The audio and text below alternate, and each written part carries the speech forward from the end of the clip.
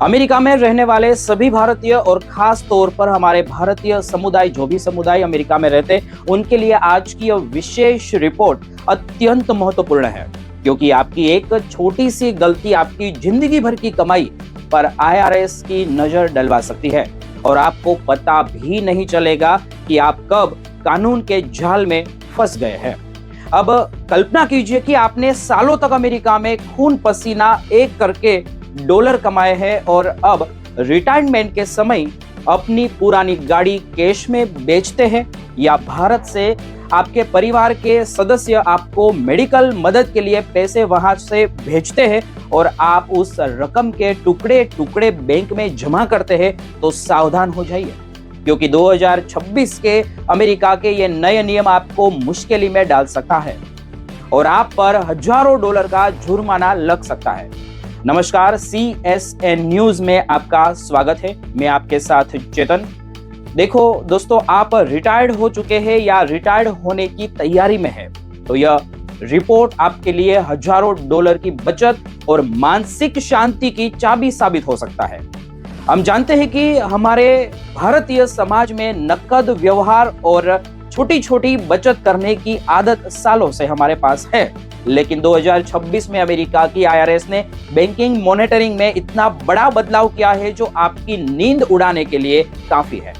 अब कल्पना कीजिए कि आप अपनी पुरानी ट्रक या कार कैश में बेचते हैं, या आपके परिवार का कोई सदस्य आपको अस्पताल के लिए बिल भरने के लिए भारत से पैसे ट्रांसफर करता है, या फिर आप अपने घर की मरम्मत के लिए अपनी बचत के पैसे निकालते हैं। यह सब कुछ कानूनी है। आपने इस पैसे पर टैक्स भी भरा है और आपने कोई गुनाह नहीं किया है। फिर भी कुछ हफ्तों बाद आपके मेल बॉक्स में आईआरएस का एक आधिकारिक लिफाफा आता है जिसमें आप पर $10,000 का जुर्माना लगाया गया होता है। ये सुनने में शायद असंभव लगे, लेकिन अभी अमेरिका में रहने वाले सामान्य रिटायर्ड लोगों और खास तौर पर भारतीय समुदाय के लोगों के साथ ऐसा हकीकत में हो रहा है, क्योंकि आईआरएस अभी बैंक की गतिविधियों पर नजर रखने के लिए अत्यंत आधुनिक एआई और पावरफुल सिस्टम का उपयोग कर रही है। इस नए नियम से कैसे बचना है, क्या सावधानी रखनी है, इन पर बात करते हैं, चर्चा करते हैं। आप देखते रहिए CSN news. Breaking news from CSN News. दशकों से बैंकों के लिए ऐसा नियम था कि यदि कोई व्यक्ति एक दिन में $10,000 से अधिक नकद जमा करता है या निकालता है, तो बैंक को अनिवार्य रूप से करेंसी ट्रांजैक्शन रिपोर्ट यानी CTR फाइल करनी पड़ती थी। यह नियम बैंक सेक्रेसी एक्ट के तहत सालों से लागू है और इसका मुख्य उद्देश्य बड़े पैमाने पर मनी लॉन्ड्रिंग और टैक्स चोरी को पकड़ना था। सामान्य तौर पर CTR फाइल होना एक रूटीन प्रक्रिया थी। इसका मतलब यह नहीं था कि सरकार ने आपको अपराधी मान लिया है, लेकिन यही सबसे बड़ा मोड़ आता है और वह यह है कि 2026 में यह पूरी प्रणाली अब पूरी तरह से ऑटोमेटिक हो चुकी है। अब कोई इंसान बैठकर आपकी रिपोर्ट नहीं जांचता, बल्कि real time digital cross checking system हर CTR फाइल होता ही है, उसे स्कैन करता है और पल भर में ही उसे आपके पुराने tax return, social security record और अन्य फाइनेंशियल डेटा के साथ मिलाता है। अब कोई धीमा मानवीय समीक्षा नहीं होता और ना ही किसी को संदेह का लाभ दिया जाता है। यह आधुनिक कंप्यूटर केवल एक खास पैटर्न ढूंढ रहा है जिसे स्ट्रक्चरिंग के रूप में जाना जाता है। यह स्ट्रक्चरिंग शब्द हमारे लोगों के लिए समझना बेहद ही जरूरी है, क्योंकि अनजाने में हम यह गलती कर बैठते हैं। स्ट्रक्चरिंग का मतलब यह है कि बड़ी रकम के जानबूझकर छोटे छोटे टुकड़े करना, ताकि वह $10,000 की लिमिट से नीचे रहे और बैंक को CTR फाइल न करना पड़े। कई लोग को ऐसा लगता है कि यदि $9,500 या $9,000 जमा करेंगे तो वे सरकार की नजर से बच पाएंगे, लेकिन हकीकत में यह आपकी सबसे बड़ी गलती साबित हो सकती है। भले ही आपका पैसा 100% कानूनी हो, आपने उस पैसों पर टैक्स भी भरा हो और आपकी नीयत भी साफ हो, फिर भी यदि आप रकम के भाग करते जमा करते हैं तो उसे संघीय कानून का उल्लंघन माना जाता है और इसमें प्रति लेन देन कम से कम $10,000 का जुर्माना है।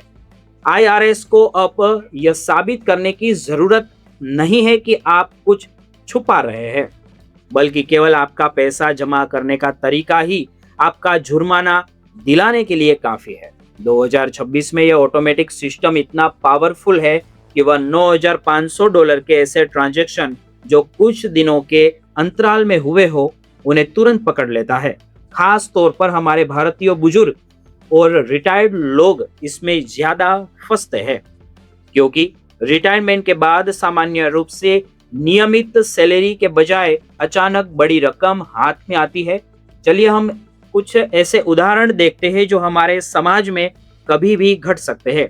मान लीजिए कि फ्लोरिडा में रहने वाला एक भारतीय दंपति है और भारत से उनका बेटा उन्हें सर्जरी के खर्च के लिए $20,000 भेजता है। अब इस दंपति को ऐसा लगता है कि एक साथ इतनी सारी कैश बैंक में नहीं लेनी चाहिए, इसलिए वे 10,000 आज और बाकी के 10,000 3 दिन बाद जमा करते हैं। तो तुरंत सिस्टम में रेड फ्लैग होगा और उन्हें जुर्माने का नोटिस मिल जाएगा। इसी तरह अगर आप पुरानी गाड़ी या कोई अन्य सामान बेचते हैं अमेरिका में और वह पैसा अलग अलग जमा करते हैं, तो एल्गोरिदम इसे जानबूझकर किया गया विभाजन ही मानेगा। खास तौर पर जब हम भारत से पैसे मंगवाते हैं या यहाँ रहने वाले सगे संबंधियों की मदद करते हैं, तब हम अक्सर ऐसी गलतियां करते हैं। कंप्यूटर आपकी भावनाओं या आपकी जरूरत को नहीं समझेगा, बल्कि वह केवल आंकड़ों की मायाजाल देखता है। हमारे लोगों में अक्सर नकद रकम घर में रखने की और फिर जरूरत पड़ने पर धीरे धीरे बैंक में डालने की आदत हमारे भारतीयों में होती है, लेकिन 2026 में यह आदत आपको महंगी पड़ सकती है।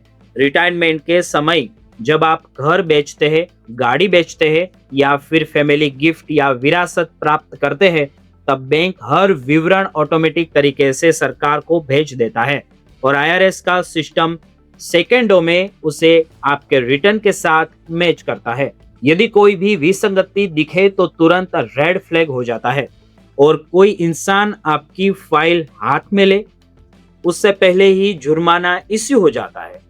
सरकारी रिपोर्ट के अनुसार जब से 2026 में यह फुल ऑटोमेटिक सिस्टम आया है, तब से स्ट्रक्चरिंग के मामलों में भारी उछाल आया है और इसमें वे लोग ज्यादा है जिन्होंने कोई गुनाह ही नहीं किया लेकिन अनजाने में नियमों का उल्लंघन किया है। एरिजोना की एक रिटायर्ड महिला की बात करें तो उसने अपने बच्चों के मिले कैश गिफ्ट को छोटे छोटे टुकड़ों में जमा किया, क्योंकि उससे बड़ी रकम के साथ यात्रा करने में डर लगता था।